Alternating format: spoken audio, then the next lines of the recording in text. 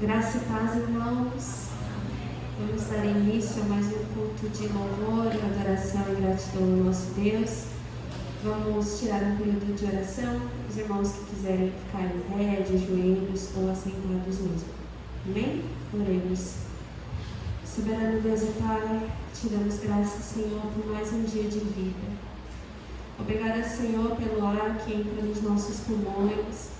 Obrigado, Senhor, porque nós levantamos da nossa cama, nós temos vida e temos saúde. Obrigado, Senhor, porque o Senhor nos trouxe até a Tua casa. Obrigado a Deus, porque se fosse por nós mesmos, nós não estaríamos aqui. Mas o Senhor, embaixo da Sua infinita graça e misericórdia, trouxe a cada um de nós. E nós te louvamos, ó Pai, nós te agradecemos pela intervenção do Teu Espírito Santo nas nossas vidas. Perdoe, ó Deus, os nossos pecados, tem misericórdia de nós, que possamos, ó Deus, a cada dia buscar em Ti, sermos servos, filhos que agradam ao Teu coração. Livra-nos, ó Deus, da iniquidade, ó Pai, de viver uma vida de pecado. Ó Pai, que nós possamos viver uma vida que agrade ao Senhor, uma vida que louve ao Senhor. Nos ajude, ó Deus, a vencer as tentações, a vencer as imoralidades, as dificuldades. Que nós possamos, ó Deus, estar a cada dia mais firmes no Senhor. Ó Deus, coloque em nós o desejo de ler a Tua palavra. Ó Deus, o anseio em separar um momento para falar com o Senhor. Que nós, ó Deus, não venhamos nos conformar em passar um dia, ó Deus, sem ouvir a Tua voz. Tem misericórdia de nós, Senhor. Nos ajude, porque de nós mesmos, Senhor, a nossa carne não tem esse desejo. E nós lutamos, ó Pai, contra ela todos os dias. Pedimos, Senhor, que o Senhor nos ajude a amar, ó Deus, as Escrituras. Nos ajude, Senhor, a amar, a passar tempo contigo. Que nós possamos, Senhor, gastar tempo. Nós gastamos tempo com tantas coisas, ó Pai, tantas coisas. Que essa venha a ser uma prioridade nas nossas vidas, ó Pai. Obrigado, Senhor, pela nossa família, pelos nossos amigos, pelos nossos irmãos em Cristo. Obrigado, Senhor, por esta igreja, ó Deus. Obrigado pelos nossos pastores. Obrigado, Deus, pelos ministérios, pois se estamos aqui foi porque o Senhor nos mantém firmes a cada dia.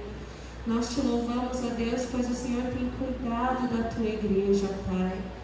Ó Deus, nós lembramos também dos nossos irmãos perseguidos, em que, ó Deus, nesse momento em que temos a liberdade de cantarmos, de clamarmos, ó Deus, levantarmos as nossas mãos. Muitos dos nossos irmãos não têm essa liberdade, Senhor. Nós temos aprendido, temos estudado quão difícil é a vida dos nossos irmãos perseguidos. E nós lembramos, ó Deus, deles nesses momentos. Nós lembramos, ó Pai, que nós possamos lembrar todos os dias de colocar em oração a vida dos nossos irmãos. Que o Senhor, ó Pai, que o Teu Espírito Santo guarde o coração deles. Que eles possam permanecer firmes, ó Pai, a cada dia. Nós cremos, ó Pai, que o Senhor é poderoso, que o Senhor é grande, que o Senhor pode mudar todas as coisas se essa for a Sua vontade, ó Pai. Então nós colocamos os nossos irmãos diante de Ti. Oramos a Deus pelos nossos irmãos enfermos, ó Pai, familiares. Ó Deus, concede a cura, Senhor, se essa for a Tua vontade. Ó Deus, que o Senhor tenha misericórdia dos que choram, dos que sofrem, dos irmãos, ó Deus, que tem cada um a sua dificuldade, seja ela financeira, familiar, no trabalho. Ó Deus, eu peço pela vida de cada um dos meus irmãos, que o Senhor os abençoe, ó Deus, o Senhor os ajude segundo a Sua boa, perfeita e agradável vontade. Em nome de Jesus, nós cremos que o Senhor tem poder para curar. Nós cremos que o Senhor tem poder para salvar, para libertar, para fazer tudo novo. Nós cremos, Senhor, nós cremos em Ti e oramos, ó Deus, oramos com fé que o Senhor pode fazer todas as coisas. Ó Deus, que nós venhamos nos desligar nesse momento, que venhamos prestar um culto de gratidão ao Senhor. Temos tantos motivos para agradecer, ó Deus, tantos motivos para agradecer. Que nós possamos, ó Deus, não nos preocuparmos com o que ficou em casa, com o que ficou por fazer, as preocupações da semana, não, ó Deus, que nós possamos neste momento somente, ó Pai, prestar um culto ao Senhor, que os nossos corações possam estar abertos, ó Deus, os nossos ouvidos, para ouvir da Tua palavra, aquilo que o Senhor quer falar com a Tua igreja, ó Pai, em nome de Jesus. Fica conosco, Espírito Santo de Deus, fica conosco, ó Pai. Tome o Teu lugar de glória, ó Pai. E apesar das nossas falhas, dos nossos erros, que o Senhor, ó Deus, tenha misericórdia de nós e que o nosso culto suba ao Teu trono de graça como um cheiro suave. Fica conosco, Senhor. Pedimos em nome de Jesus. Amém. Quero convidar o irmão Wesley, que vai estar fazendo a leitura e em seguida o momento missionário com a Gabi.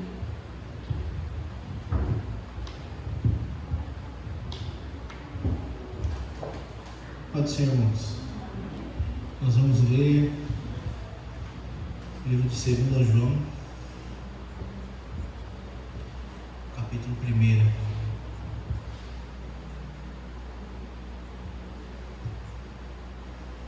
Quem está passando ali, não pode acompanhar. Amém? Do presbítero para a querida senhora e seus filhos, a quem amo de verdade. Não somente eu, mas todos os que conhecem a verdade amam vocês.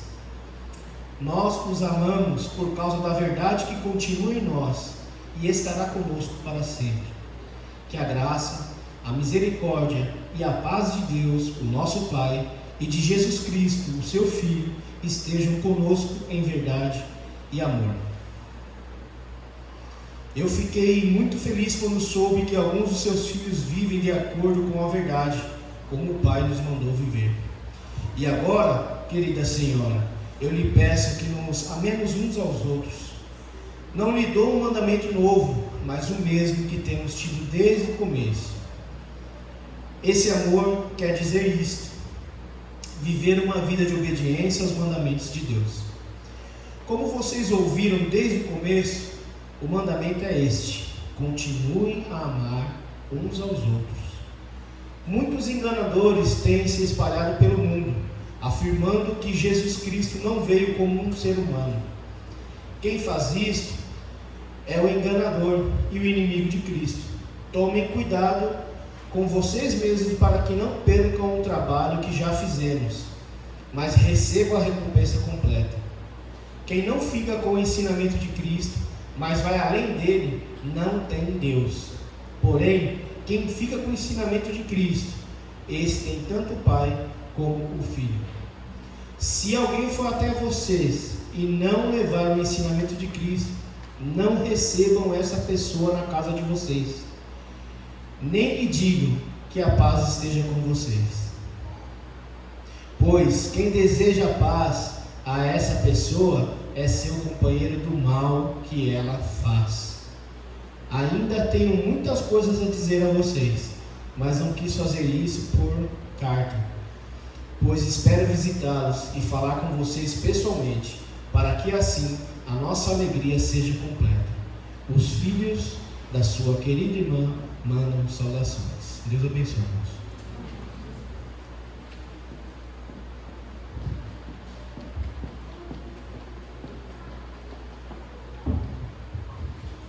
Graça e paz, irmãos. Sempre um prazer poder compartilhar com os irmãos mas da realidade de alguns países perseguidos. E hoje o país que a gente vai falar é o Vietnã. Esse país fica no continente asiático. Aí está a bandeira para os irmãos, um mapa para os irmãos se localizarem. E aqui algumas informações. As comunidades cristãs históricas, como a Igreja Católica Romana, irmãos, elas até que têm uma certa liberdade ali no país, isso a menos que elas se tornem politicamente ativas, né? O que pode levar à prisão. Então, só entre eles ali. E convertidos de religiões indígenas, eles são muito perseguidos, né? Principalmente nas áreas remotas ali do centro e do norte do Vietnã. E às vezes as casas dos cristãos, né, elas são destruídas e eles são forçados a deixar suas aldeias. E eu não sei se os irmãos acompanham o Instagram do Portas Abertas Brasil, é muito interessante, eles sempre postam ali informações. E há pouco tempo eles postaram um vídeo de casas de cristãos sendo destruídas. Não era do Vietnã, era de outro país, mas só para dizer para os irmãos que é uma realidade, e não para isso fazer a gente se revoltar contra Deus, mas para que Deus tenha misericórdia e nós orarmos para esses irmãos. Amém? E vamos orar então, irmãos, vamos interceder pelos líderes de lá, pelos líderes discipuladores, que eles se dedicam para nutrir ali, né, muitas pessoas que chegam à fé ali nas áreas rurais. Orar por esses líderes, né? Isso aqui é difícil, imagina nesses países. Vamos também orar por proteção aos líderes da igreja vietnamita, né? Que eles enfrentam perseguição por parte da família e autoridades do Estado. Também, à medida que a minoria cristã cresce lá, irmãos, o governo ele trabalha duro ali para monitorar as igrejas. Então, vamos orar, né, por um abrandamento de restrições e maior liberdade, né, para os cristãos, aos cristãos, de acordo com a vontade do nosso Deus. E isso nos faz pensar, né, irmãos, que privilégio que nós temos aqui. O irmão Stephanie falou, é o privilégio de ter as portas abertas, de poder estar usando o microfone, de poder estar falando alto, que privilégio. Nós não somos gratos muitas vezes, a começar por mim. Que Deus tenha misericórdia e nos ajude. E também vamos orar pelas autoridades ali, né, que muitas vezes perseguem os cristãos, que eles tenham um encontro com Jesus Cristo, e que haja mudança ali no país, de acordo com a vontade de Deus. Porque não há pessoa difícil demais para o nosso Deus. Amém? Não há pessoa que resista ao mover, ao agir de Deus. Deus é o Todo-Poderoso. E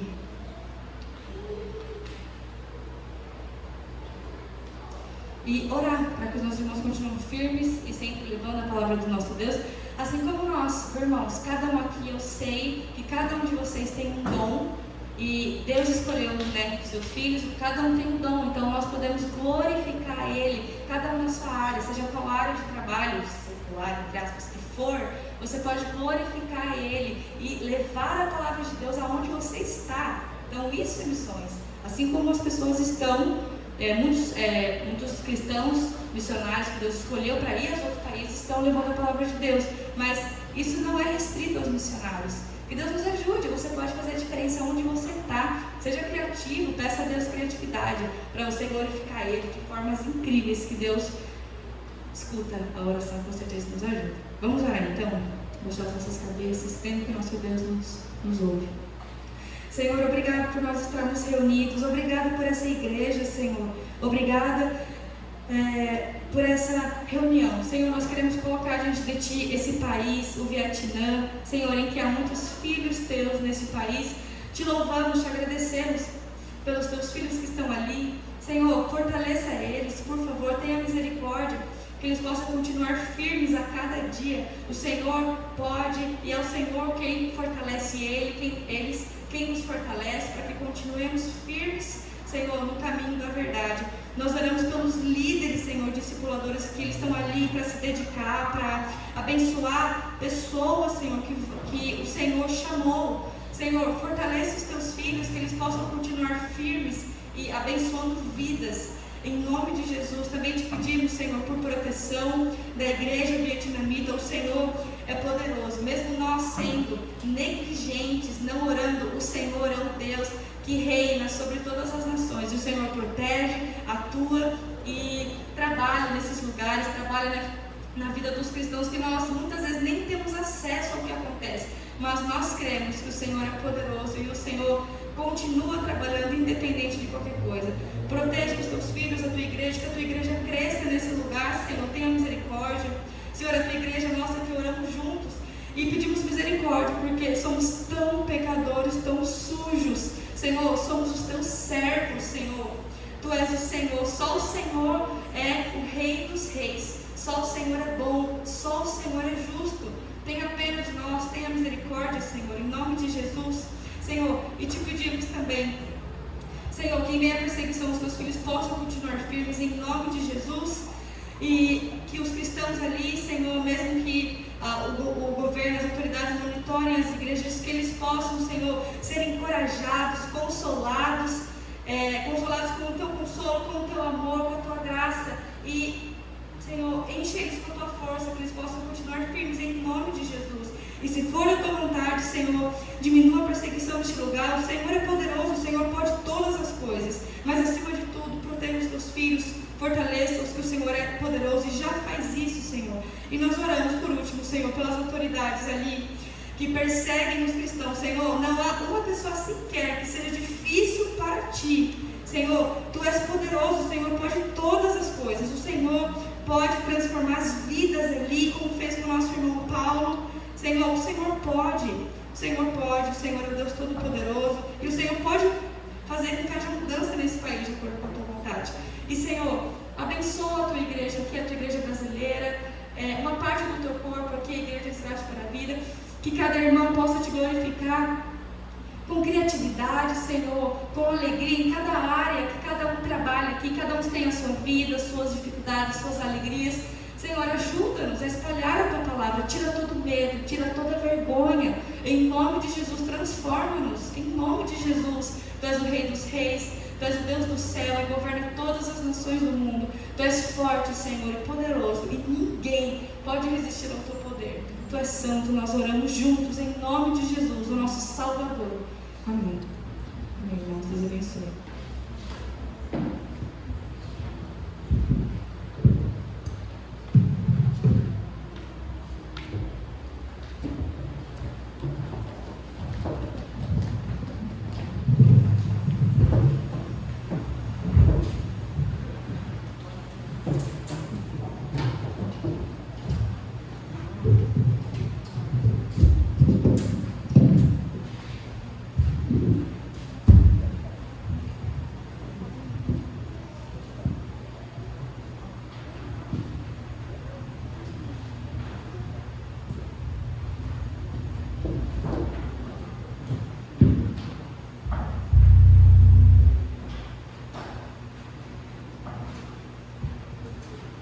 Vamos louvar a nosso Deus, irmãos. Nós vamos louvá-lo. E eu gostaria que nós, neste momento, nós pudéssemos nos lembrar de que nós não merecíamos.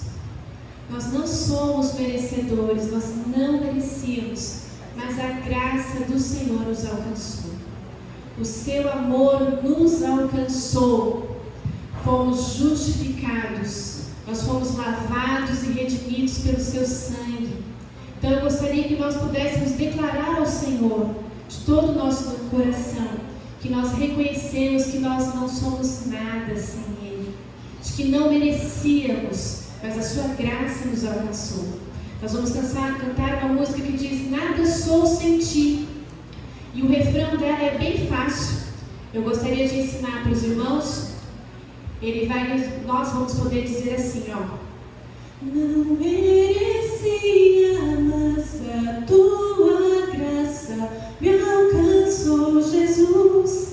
Nada sou sem ti, nada sou sem ti. Não merecia, mas o teu amor me alcançou, Jesus. Nada sou sem ti, nada sou sem ti. Vamos colocar em pé? Vamos cantar juntos? Vamos começar pelo refrão, para ver se nós já aprendemos. Então nós vamos cantar. Não merecia, mas a tua graça me alcançou, Jesus. Nada sou sem ti, nada sou sem ti. Não merecia, mas o teu amor me alcançou, Jesus. Nada sou sem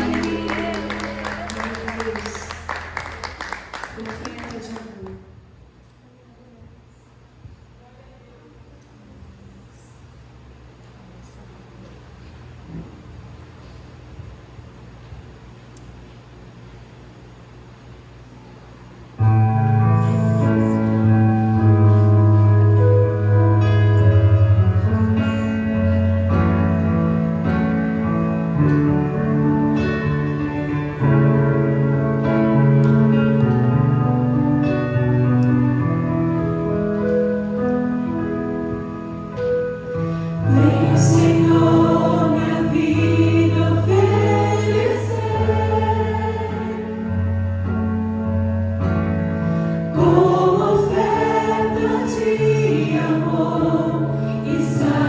Deus,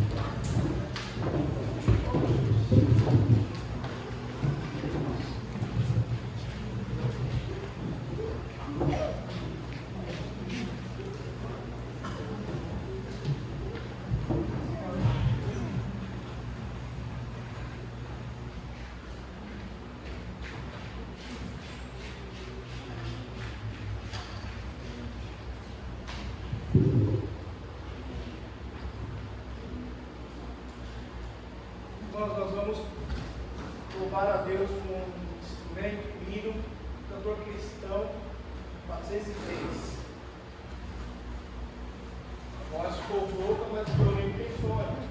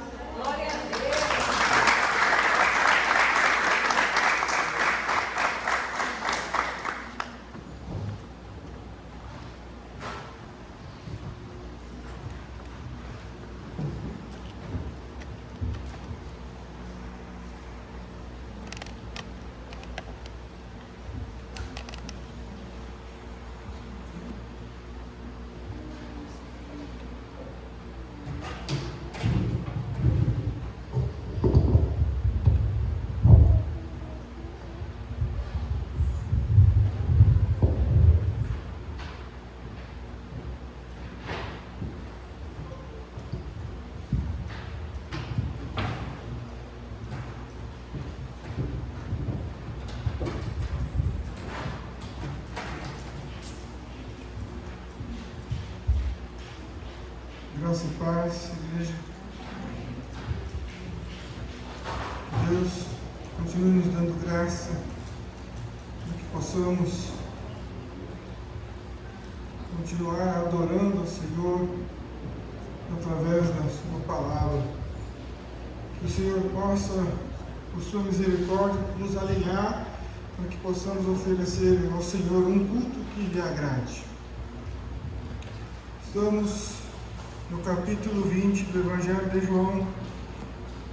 Hoje, ainda falando da gloriosa ressurreição do Senhor Jesus, hoje vamos discorrer os versos 28 e 29, que compreende esse assunto. 8 dias depois, quando Tomé estava com eles. 28 e 29 de João, capítulo 20. Então o texto diz assim: ao que Tomé lhe respondeu: Senhor meu e Deus meu. Jesus lhe disse: você creu porque me viu? Bem-aventurados são os que não viram e creram. Vamos orar para que o Senhor nos dê graça, a fim de nos revelar aquilo que inspiraste. Ó Deus, queremos te agradecer mais uma vez por esta oportunidade de podermos juntos meditarmos na Tua Palavra. Abençoe-nos, ó Deus, abra, Senhor, os nossos olhos para que possamos ver o Verbo que se fez carne, os nossos ouvidos para que possamos ouvir o Evangelho de Jesus Cristo. Cure, Senhor, a nossa surdez, para que então, ouvindo a Tua Palavra, possamos obter a fé salvífica, a fé que salva, proveniente do Senhor, o autor e consumador dela. Te agradecemos, pedimos o Teu Espírito Santo entre nós, na Tua Palavra, através da Tua Palavra, conduzindo-a, Senhor, no nome do Senhor Jesus. Amém. E com base de introdução, embora nós estejamos aí um bom tempo refletindo a respeito desse assunto da ressurreição do Senhor Jesus Cristo, o objetivo primário é refletir a respeito da pessoa daquele que ressuscitou. Apesar de estarmos falando da ressurreição, o objetivo primário é falarmos daquele que ressuscitou, de conhecer este que veio dentre os mortos. Porque esse milagre da ressurreição aponta para o Senhor Jesus, para Cristo, o Senhor Jesus, revelando a sua deidade, aquele que revelou. E o alvo, então, deste milagre é mostrar que Jesus é o Filho de Deus, que Ele tem poder sobre a morte como nenhum outro tem poder sobre a morte. Por isso que estudamos a ressurreição daquele que agora vive, para conhecermos aquele que é o Messias de Israel e nos mostrar que Ele é o Salvador da humanidade.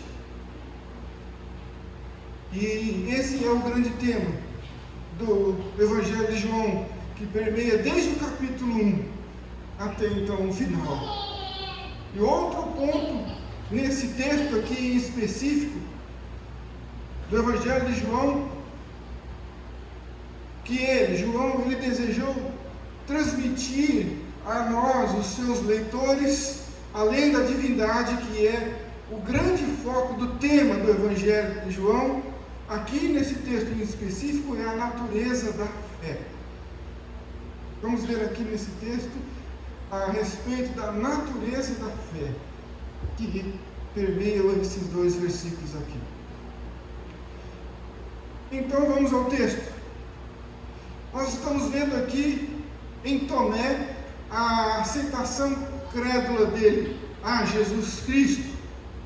Envergonhado agora de sua incredulidade, ele é convencido agora de forma visual. Então Tomé declara: Senhor meu e Deus meu.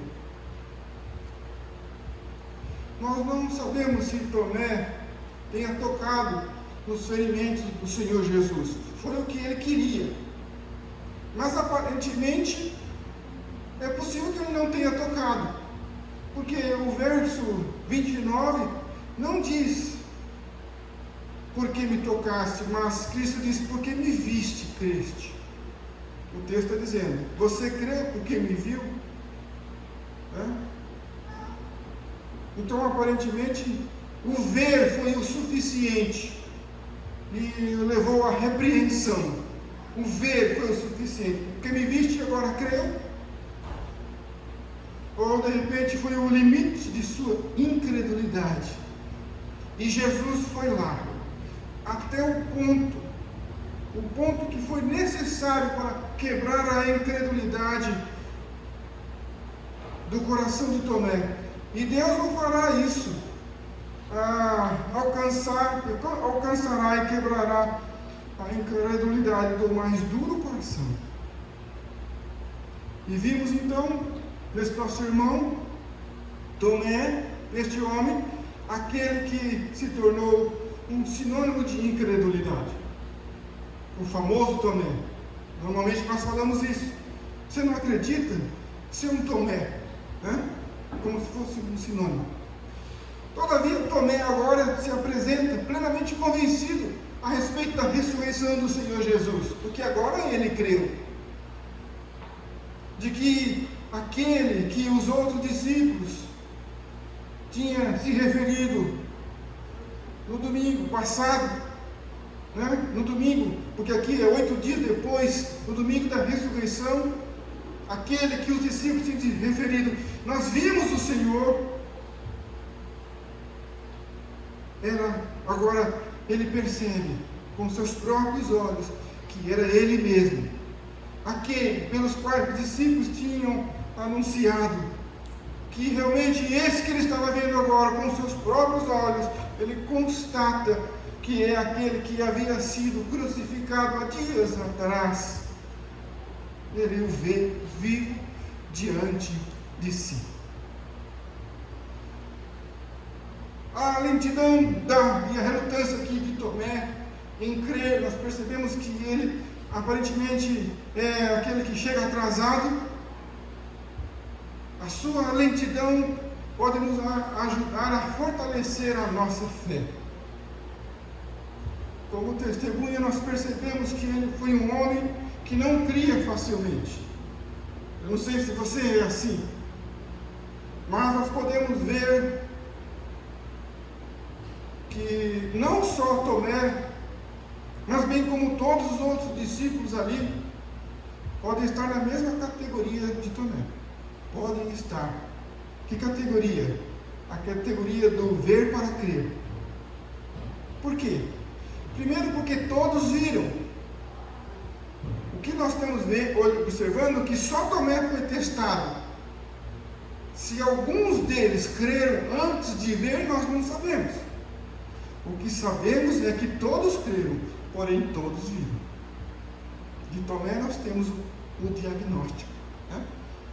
Eu tenho uma citação aqui nos comentários de Matthew Henry, que diz assim: nos parece que as testemunhas da ressurreição de Cristo, que a confirmaram ao mundo e que empenharam suas vidas nisto, não eram homens que criam facilmente, mas eram suficientemente cautelosos e deixavam em suspenso sua fé até que tivessem tido a última evidência que podiam desejar.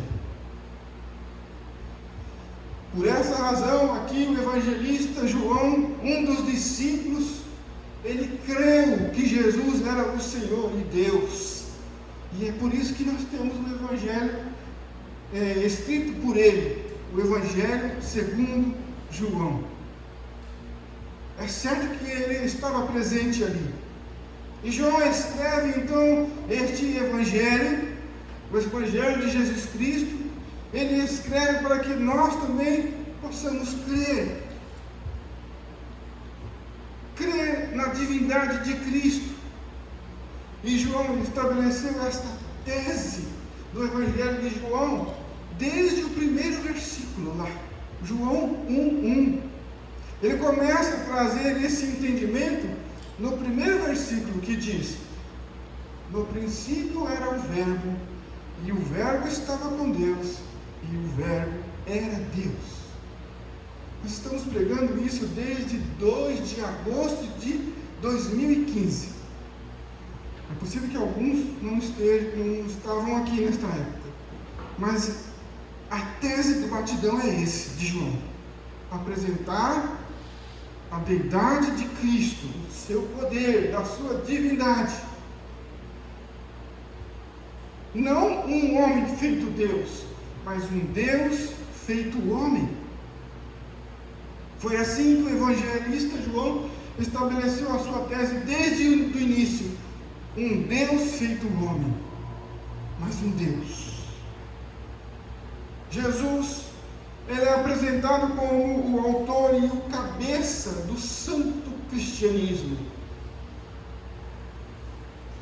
Ele tem a sabedoria, Jesus tem o poder, ele tem a soberania e a imutabilidade do Pai, do próprio Deus. Jesus a possui, o que era necessário, porque Jesus, ele deveria não ser somente o fundador dessa religião, mas principalmente a fundação.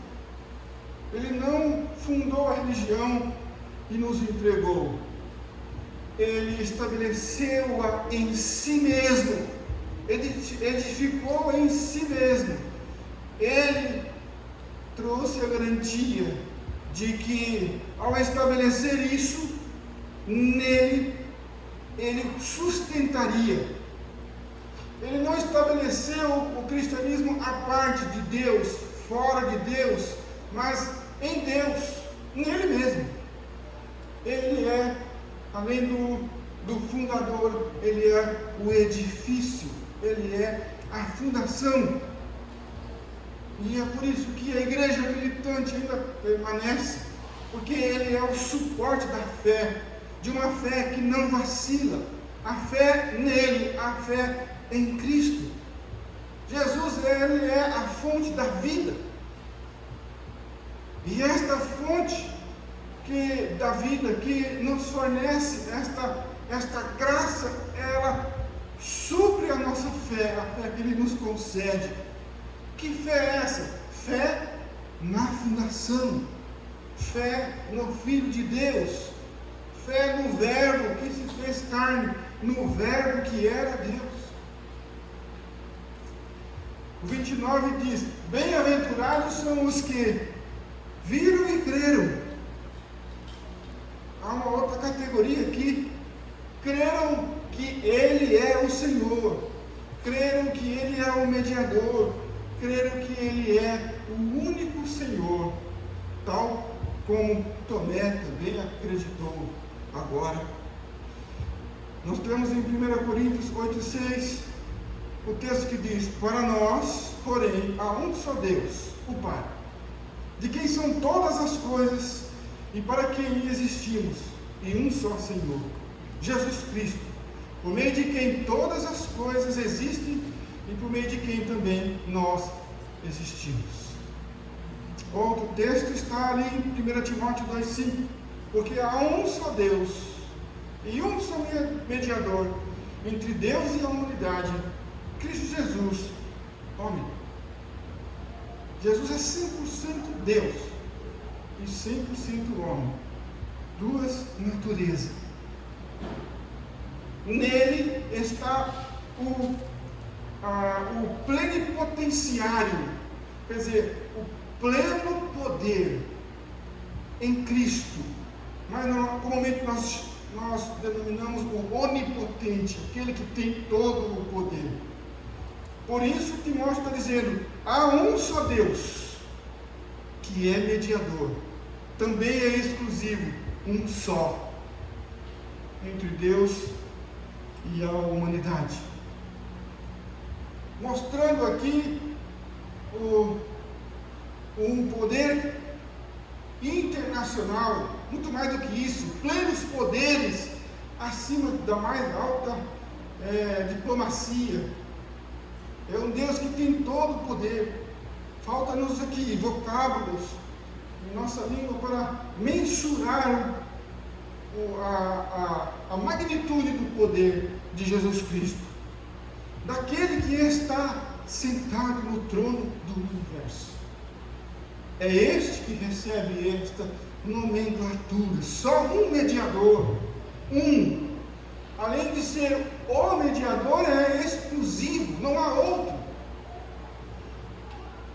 Esta honra, a honra dessa função de mediador, pertence apenas àquele que é digno, Deus. E ele recebe isso dado pelo Pai. Jesus disse assim: me é dado todo o poder nos céus e na terra. Ele recebe todo o poder. Ele recebe pelo lagoa. Ele recebe o poder pelo seu trabalho. Jesus recebe todo o poder por sua obra na cruz. Recebe todo o poder de onde todas essas coisas vêm. Mas, apesar de tudo isso, isso deriva-se de sua essência, deriva-se dele mesmo. Ele não precisava fazer nada do que fez para ser quem ele é. Sua posição é uma consequência do seu ser. O ser mediador é oriundo dele mesmo, independente de qualquer circunstância e de qualquer obra, apesar das obras glorificarem a ele nessa posição. Só Jesus ele pode estabelecer esses grandes interesses que há entre Deus e o homem. Isso é mediador. Quando neste verso 29 diz, e creram, no final do versículo, ele não está dizendo que creram em alguma coisa. Bem-aventurados são os que não viram e creram, mas eles creram em alguém. Eles também, como Tomé, creram em Jesus Cristo para a salvação, creram na ressurreição do Senhor Jesus.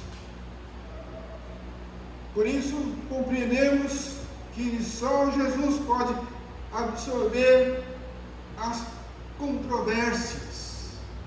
E quantas são as controvérsias, as brigas teológicas, que inevitavelmente tem sido a ruína de muitos, porque ficam discutindo coisas secundárias.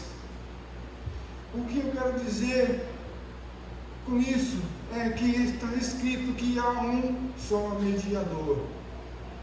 Nós temos que nos preocupar com isso, em compreender que há um só mediador, compreender que não há intermediários, compreender que temos que colocar Jesus no topo de toda a lista de nossa vida, que não há outro, nem mesmo santos, tantos os vivos quanto aqueles que já partiram, ninguém, nada, nem obras, nem pessoas.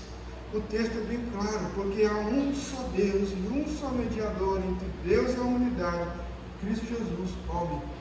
Foi neste que Tomé creu. Ele disse, Senhor meu e Deus meu. Foi nesse que esses que não viram também creram, neste que é mediador. Alguns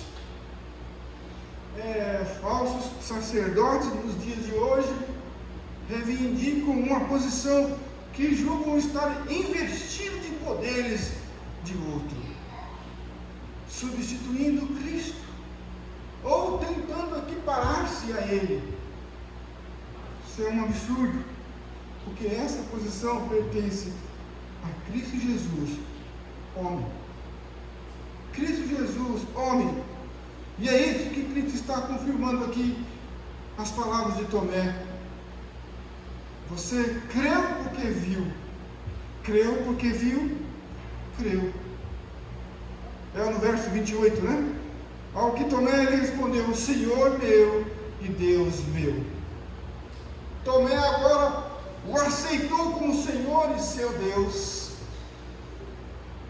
A fé nele o levou à aceitação. Da mesma forma, a fé em Deus, a nossa fé em Deus nos levará à aceitação através de nossa decisão. Nós decidiremos. Todavia, uma decisão conduzida pela fé recebida. E nos termos do Evangelho, é claro, deve ser pregado as boas novas, para que se apresente com os olhos da fé, possamos ver o Verbo que se fez carne, o Cristo Jesus, o Jesus homem. Tomé está dizendo, Senhor meu e Deus meu. Ele não é um grande teólogo, mas, mesmo assim, ainda que ele não tenha o pleno entendimento do conteúdo dessa declaração extraordinária, mesmo que ele não conheça a profundidade do conteúdo desta frase, não devemos nos preocupar com isso, se nós a pronunciarmos de forma até mesmo superficial. Mas devemos fazer. Todavia, Cristo nos garantiu um mestre, que é o Espírito Santo. Ele gradativamente nos adequará com mais profundidade às verdades desta frase, às verdades de toda a Escritura. Mas isso acontecerá na nossa vida de forma gradativa. E por isso, ao observar uns aos outros, nós precisamos respeitar a caminhada da velocidade de cada crente, de cada um. Cada um de nós temos um grau de fé, de espiritualidade, e que possamos crescer todos juntos, mas cada um na sua velocidade. Por isso, ao olhar para as Escrituras, e assim fazendo, nós estaremos aceitando que o Senhor Jesus Cristo, Ele seja para nós aquilo que Deus o indicou nas Escrituras para ser. Nós temos que olhar para as Escrituras e encontrar em Deus exatamente o que Ele é, aquilo que Deus revelou que Ele seja. Precisamos aceitar o Cristo das Escrituras, o Jesus da Bíblia, e confessar da mesma forma: é este o meu, é este o meu. O da Bíblia, é este o meu Senhor. O da Bíblia, o Jesus da Bíblia, é este o meu Deus. Bem-aventurados são os que creem nisso. O texto diz: Senhor meu, aqui se refere a Adonai. Senhor meu, minha fundação, meu alicerce, aquele que nos sustenta, Adonai. Foi isso que também anuncia ali, Adonai. E depois ele diz: Deus meu, Elohim, que quer dizer meu príncipe e juiz. Exatamente como Deus o constituiu, como príncipe e juiz, como árbitro para julgar. Um Deus que tem autoridade, e é a autoridade. Por isso, devemos crer nessa decisão de Deus. Que decisão é essa?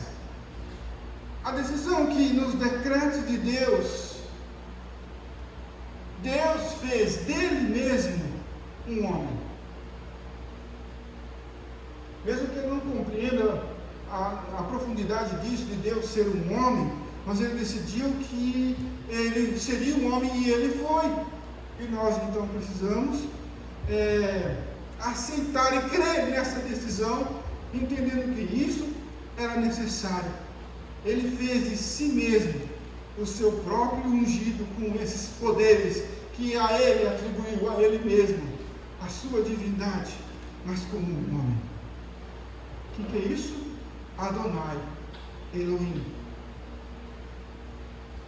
E em conhecer isso, assim como Tomé reconheceu ele com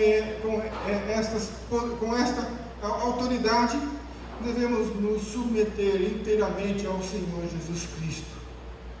E esse é o ato vital da fé, um ato que nos traz vida. Ele é meu. E cada um de nós, crentes em Jesus Cristo, possamos ter essa intimidade. E essa intimidade Ele nos concedeu graciosamente. Apesar de ser uma ousadia chamar Ele de Senhor meu e Deus meu, foi nos concedido. Vemos isso registrado no livro de Cantares 2:6, que fala, ele é meu. Quando a noiva diz ao noivo, ele é meu. É nesse sentido, esta intimidade, sentir que nós somos propriedade do Senhor e que Ele é o nosso Senhor, que Ele é aquele que nos comanda, o nosso Rei, o nosso Deus. E aqui, esta foi a profissão de fé do nosso irmão Tomé, a profissão de fé pública, diante daqueles discípulos, dos mesmos que haviam ouvido suas declarações incrédulas, declarações aquelas contrárias à fé. Quando ele disse, se eu não colocar o dedo, se eu não colocar a mão, agora ele está dizendo, Senhor meu e Deus meu.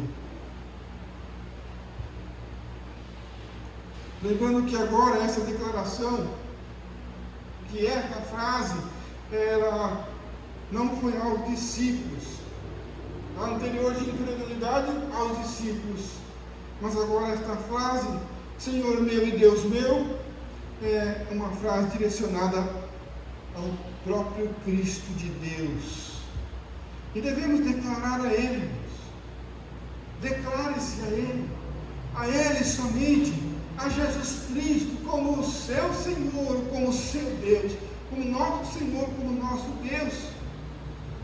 Como também declarou aqui Davi no Salmo 16, verso 2, digo ao Senhor, Tu és o meu Senhor, outro bem não possuo, senão a Ti somente. Que Ele seja o nosso amado. Devemos demonstrar o nosso afeto ardente a Ele, se é que o amamos. E assim fez Tomé. E Cristo agora reconhece que Tomé obedeceu a ordem que ele havia anunciado. Tomé, não seja incrédulo, seja crente. E então aqui ele creu. É também de nosso conhecimento que nesse caso Tomé creu porque Jesus investiu nele de forma incomum em sua vida. Como que ele investiu? Jesus veio até ele de forma visível. E aí então segue-se a frase de Jesus: você creu porque me viu? Essa é a pergunta. É por isso que devemos considerar aqui, irmãos, uma classe de crentes. Ele está dizendo que Tomé creu. Você creu porque me viu? Aí ele fala da outra classe. Bem-aventurados são os que não viram e creram. Tomé então está numa classe daqueles que só crê se vê. Como a maioria dos galileus, quando Jesus voltou para aquela terra. Em João 4,48 diz, se não virdes sinais e milagres, não crereis. Todavia, Jesus mostrou sinais e milagres e eles creram. Há uma classe de crentes que precisa ver para crer. E uma outra classe que são bem-aventurados, que esses crê sem mesmo ver. E infelizmente existe a classe daqueles que, mesmo vendo, não creem. Aí já não são nem crentes, são incrédulos. Né? Nós vamos nos conter na classe dos que creem. Por que nós colocamos Tomé numa outra classe? Porque Tomé é excluído da lista dos bem-aventurados. Ele não é colocado na lista dos bem-aventurados. Né? Bem-aventurados são os outros, né? Os que não viram e creram. Ele diz para Tomé, você creu porque me viu. Eu não sei em que classe nós estamos, irmãos. De repente nós estamos na classe dos Tomé, né? Que precisamos ver para crer. Há a classe daqueles que precisam ver para crer. Então há esperança para esses. Há esperança para os Tomés. Graças a Jesus. Embora muitos sejam eleitos, irmãos, Nós vemos aqui o exemplo de Tomé, que eles são graciosamente aceitos pelo Senhor Jesus. Claro que se por fim renderem, Jesus está pronto a perdoar. Jesus não perderá nenhum daqueles que o Pai o deu. Ele mesmo disse isso, que não perderia nenhum daqueles que o Pai o havia dado. Todavia, irmãos, as palavras do Senhor Jesus Cristo aqui ecoam por toda a eternidade. Observe nesse texto que Jesus diz assim, que os bem-aventurados são os outros, de outra classe, dos que viram, os dos que não viram e creram. Esses são bem-aventurados. E Cristo revela aqui que muitos crerão, mesmo sem ver. Graças a Deus. Que o nosso desejo seja esse, irmãos. O desejo de serem inseridos entre esses, dos que não viram, mas creram. E que esse nosso desejo possa refletir em nossa oração. E que possamos rogar ao Senhor dessa forma. Ai, Senhor, conceda-nos fé, para que possamos crer, e crer mesmo sem ver, porque nós desejamos estar na lista dos bem-aventurados. Mas de uma coisa nós sabemos, que só o Senhor pode fazer isso por nós. Ajuda-nos, ó Pai. Precisamos da Tua intervenção. Porque, irmãos, perceba aqui, se até o ver para crer precisou de Jesus, você imagina o crer sem ver? Muito mais. Não é que esses bem-aventurados, eles são melhores do que Tomé, mas porque sobre eles caiu uma graça extraordinária. Apesar da resistência dos dois grupos, Jesus foi aonde foi necessário para quebrar aqui a incredulidade de Tomé. Mas que possamos aprender, principalmente com a repreensão de Cristo a Tomé aqui, para que nós possamos crer antes que Ele nos repreenda também, para que nós não venhamos lamentar por ter demorado muito, como fez Tomé. E aí nós vamos ouvir de Cristo o mesmo que Tomé ouviu. Isso é uma repreensão. Você creu porque viu? Todavia, graças ao Senhor Jesus Cristo, Tomé foi repreendido com justiça. E ele foi repreendido, então aí ele creu. Mas ele foi repreendido porque colocou muita ênfase em ver. Muita ênfase em ver. E não recebe um elogio, uma advertência. O elogio foi para aqueles que creram com mais facilidade, mesmo sem ver. É isso que agrada a Deus, porque sem fé é impossível agradar a Deus, diz o verso. Por um longo tempo, Tomé ele havia visto o Senhor Jesus durante seu ministério. Ele não era cego. Tomé sempre viu o Senhor Jesus, estava com ele, ele foi escolhido, eleito entre os 12 ali. Ele sempre contemplou Jesus, estava com ele, contemplou a sua face, deitou com ele, descansou com o Senhor Jesus. Não é a questão aqui do simplesmente ver, porque aqui Jesus está dizendo, você crê porque me viu? A questão é o contemplar Jesus vivo após a morte, e o reconhecer como seu Senhor e seu Deus. Esta é a grande diferença de ver além do que apresenta os olhos. Ele sabia quem ele estava contemplando, ele já o declarou quem era aquele que ele estava vendo. Não é outro, não é um sósia, não é alguém parecido com o Senhor Jesus, não é um gêmeo de Jesus. Ele disse, Senhor meu e Deus meu. Cabe-nos aqui refletirmos a respeito de um conceito humano, porque Porque muitos dizem que também vê Deus na natureza.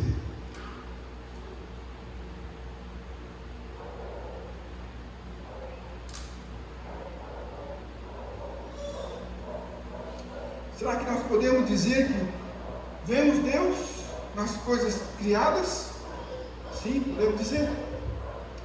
Podemos dizer porque a Bíblia diz que Deus se revela em suas obras. Isso está em Romanos. O texto diz, e eu vou fazer o lado contrário. E tendo visto Deus, os homens, tendo visto Deus na natureza, o considerou parte da criação. Glorificou a Deus como criatura e não como Deus. Por isso, viram Deus, mas tiveram o diagnóstico errado. No entanto, quando se prega o Evangelho que anuncia a morte de Cristo e a sua ressurreição, esses que vê Deus só na natureza não aceitam isso. Não aceitam porque isso não se alinha à natureza, à natureza que os homens julgam.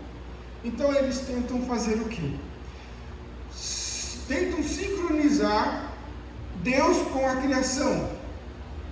Então nos seus corações o mundo diz, olha, há tanta vida na natureza, eu quero viver apenas essa realidade, a energia, a vida. Mas por que Deus dá tanta ênfase na morte, se Ele é Deus da vida? Então o homem começa a conceber um Deus a partir do seu raciocínio. Como se Cristo fosse parte das coisas criadas. Deus começa a ser colocado em comparação com as coisas que Ele fez. E aí a ressurreição fica fora. Aí então os homens desprezam a ressurreição, porque a ressurreição não é natural.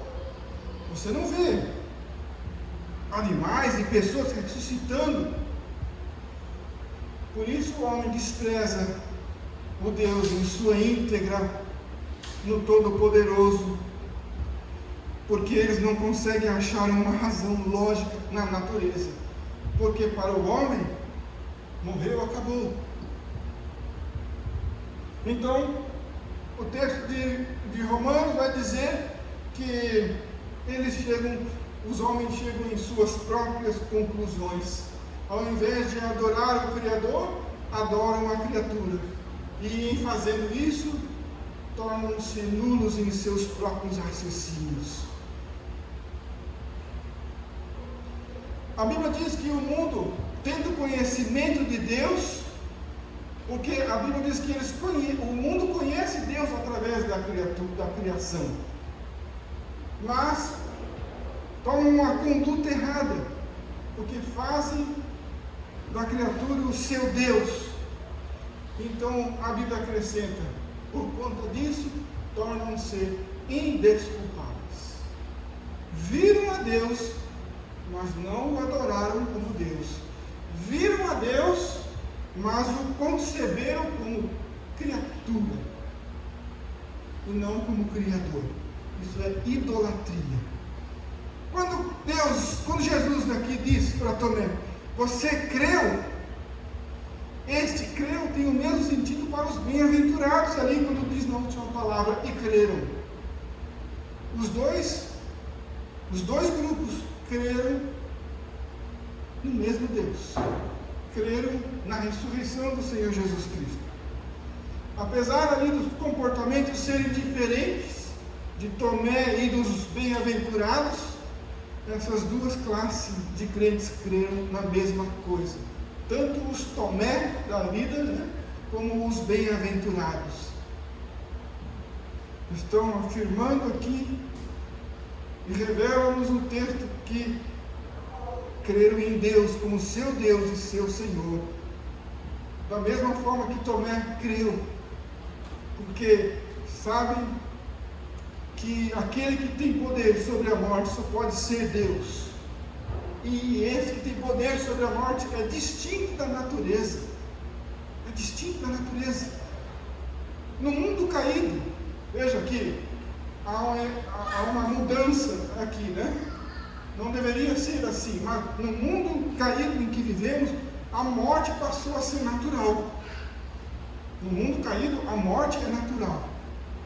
Retomar a vida após a morte é algo sobrenatural. E isso pertence, retomar a vida, ao onipotente, Deus, o único todo-poderoso, que é algo à parte da natureza. E é aqui que o homem natural se perde, porque ele tenta limitar Deus apenas dentro do possível, porque os homens julgam Deus da mesma essência do homem natural, julgam que Deus tem o mesmo raciocínio que o nosso, que Deus ama como a gente ama. Quando nós olhamos para as Escrituras, quando nós olhamos para aquilo que realmente Tomé creu, quando nós olhamos exatamente por aquilo, por quem aqueles bem-aventurados creram sem ver, nós conseguimos subtrair das Escrituras os atributos de Deus que são revelados na palavra de Deus, o Adonai e o Elohim, o Deus, Senhor e Deus. Todavia, na perspectiva humana, nós percebemos que esses atributos estão na contramão do mundo caído. Os atributos de Deus. Deus é um ser diferente, é um ser superior, nós sabemos, mas é importante sabermos também e não esquecer que Ele é diferente. E é por isso que o homem rejeita Deus, porque Deus é diferente dele, porque Deus é diferente de como ele pensa, porque para o homem Deus não faz sentido, e o homem vive a vida inteira tentando encaixar Deus dentro da sua lógica, mas Deus é Deus, e o homem é criatura, Deus é o Criador. Há uma diferença infinita. Nesse sentido, como não há um acordo no raciocínio entre Deus e o homem natural, nós concluímos que um está errado e o outro está certo. E o que vocês acham, irmãos? Quem está certo? Se os dois são diferentes? A Bíblia responde. A Bíblia afirma que Deus está na mão certa. E nós precisamos crer nisso. A Bíblia também afirma que nós estamos na contramão de Deus. E nós também precisamos crer nisso. Muitos não creem que Deus é diferente do homem. E quando diz que o homem é pecador, muitos pulam dessa altura. Deus não é pecador. É diferente do homem que é pecador. E é por isso que precisamos tomar posse do retorno, da conversão que nos alinhará à mão correta. O Evangelho é ele que nos alinhará a isso. É o Evangelho que nos revelará as boas novas, é novidade, contra o nosso velho e retrógrado raciocínio. São as boas novas. E é isso que acontece quando Deus nos concede sua visão através do dom da fé. Olha aí que Tomé fala: Senhor meu e Deus meu. Você acha que ele falou disso dele? Foi o Espírito Santo que o moveu a dizer Adonai, Elohim. E aí então Tomé passou a observar a Bíblia na perspectiva de Deus. Só então ele percebe que ele estava indo na contramão de não reconhecer Jesus, de o rejeitar simplesmente porque não havia visto. O fundamento de nossa fé, irmãos, está na verdade de Deus. É Ele que dita as regras. Ele tem a visão correta de todas as coisas. Nós precisamos confiar em Deus. Se nós não confiar nele, nós vamos continuar achando que Deus precisa se converter a nós, que Deus deve se adaptar ao nosso modo de pensar. Se nós não firmar, não fundamentar a nossa fé nas verdades de Deus, nós não vamos aceitar um Deus que pensa diferente dos homens. Nós precisamos aceitar a verdade de Deus, os fundamentos que estão nas Escrituras.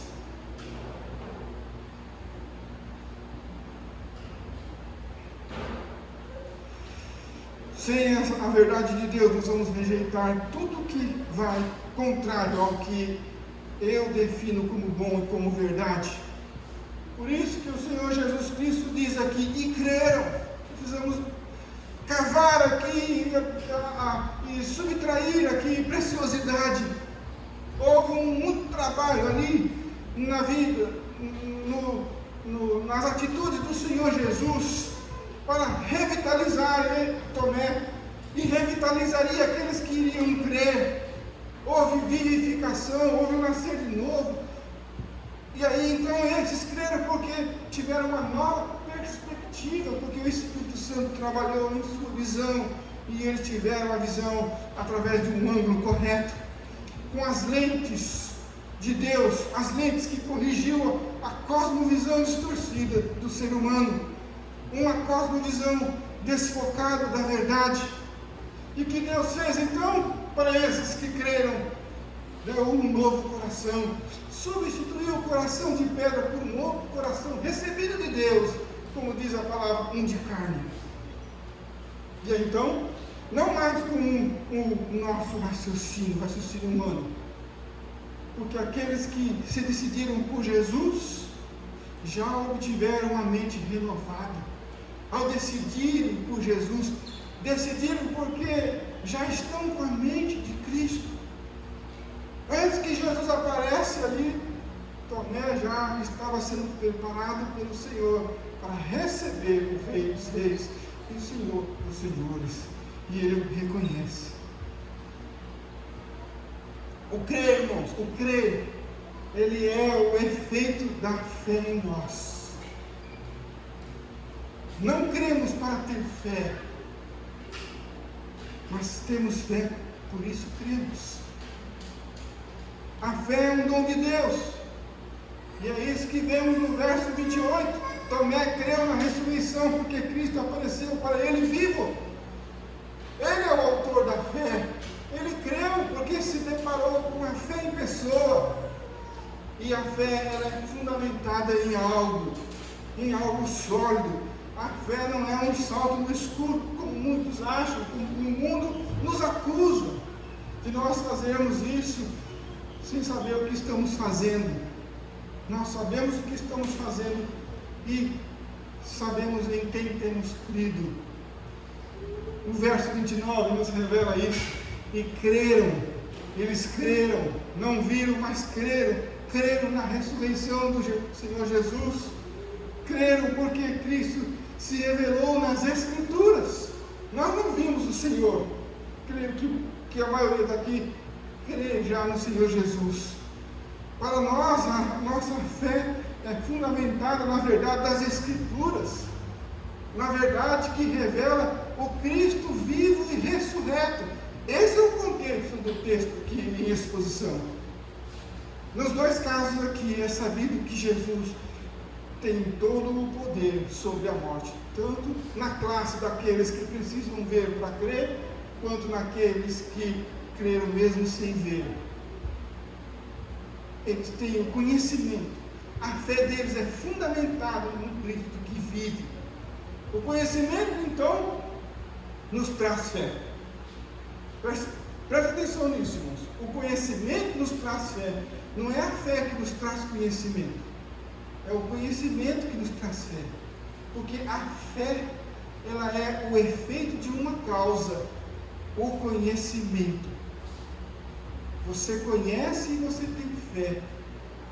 Nosso conhecimento não é fundamentado na fé. Veja, nosso conhecimento não é fundamentado na fé. Isso seria um salto no escuro. O meu conhecimento é por aquilo que eu acredito? Não, isso é um salto no escuro. Desculpe o termo chucro aqui, isso seria uma fé burra. Não, pelo contrário, irmãos. Ao contrário, nossa fé é fundamentada no conhecimento. E não o nosso conhecimento fundamentado naquilo que acredito.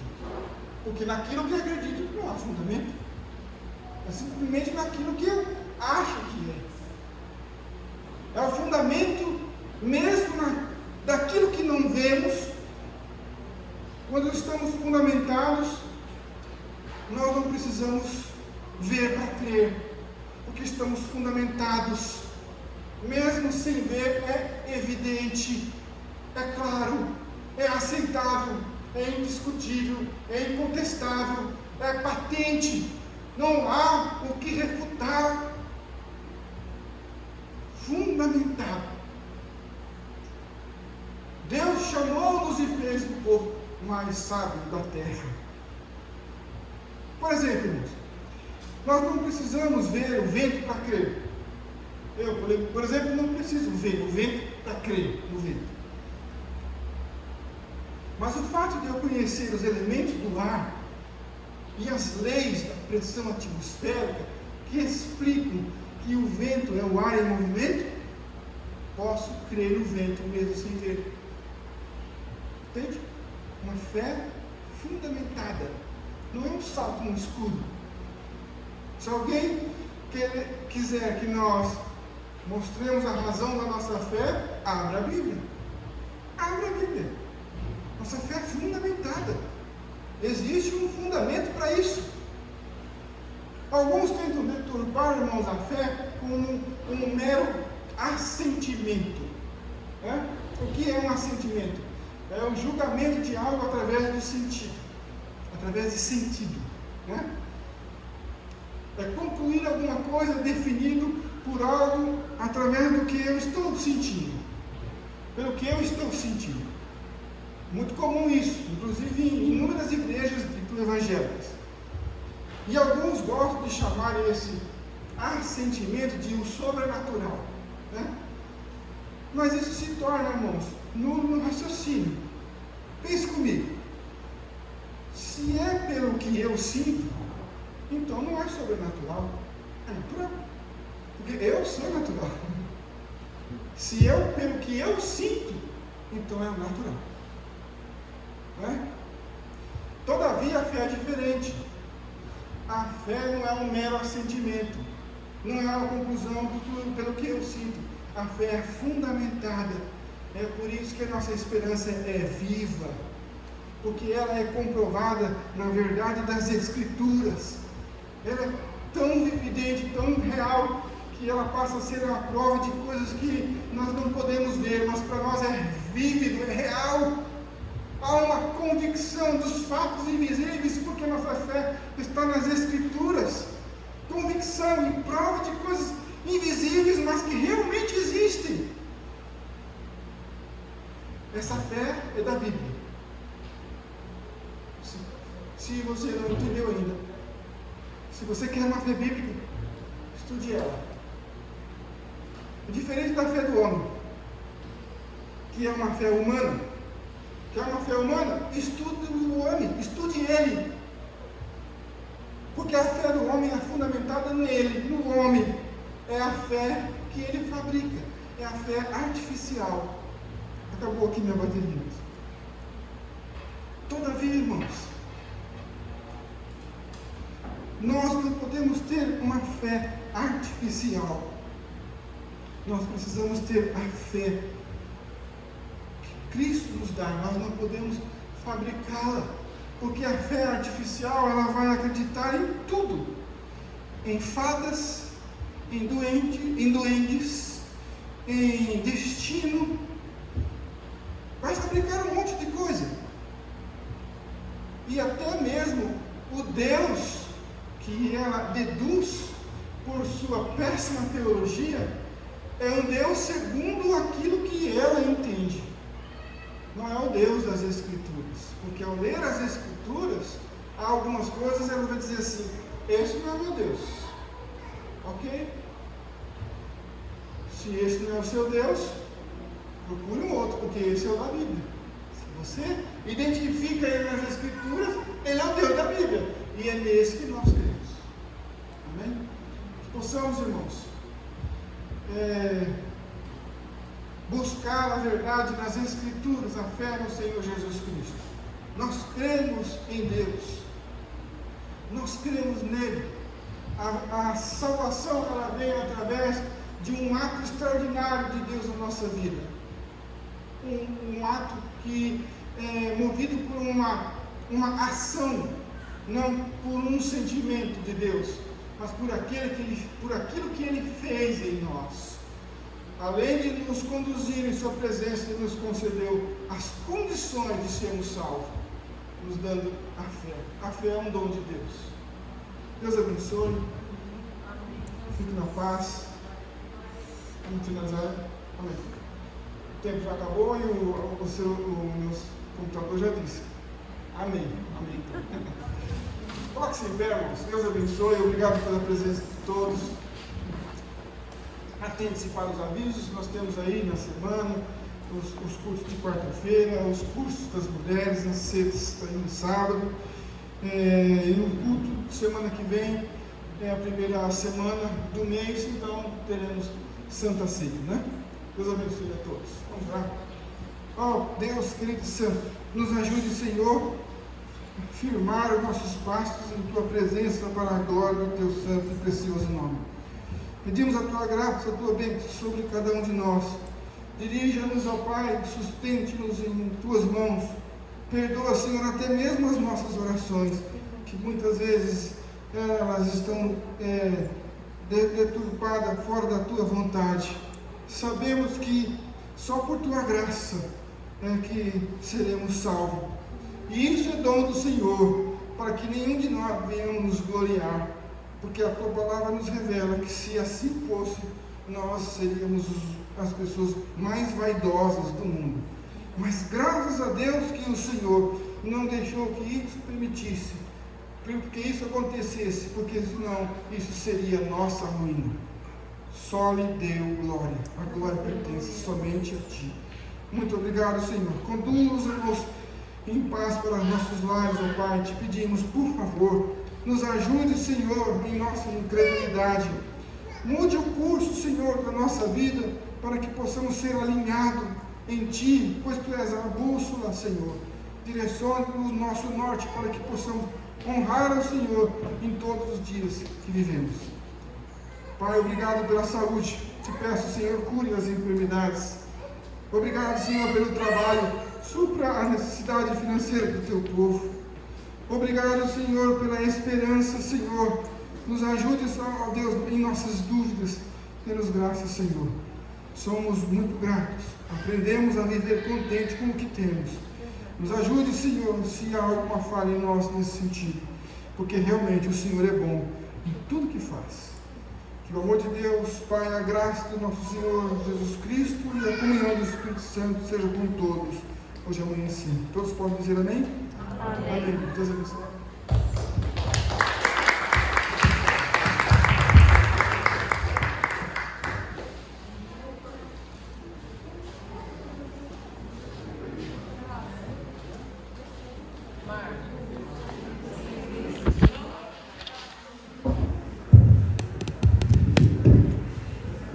Irmãos, por favor, peguem a revista aqui com a irmã Luciane, revista da EBD, a nova revista já de domingo, daqui 2 semanas, né? Por favor.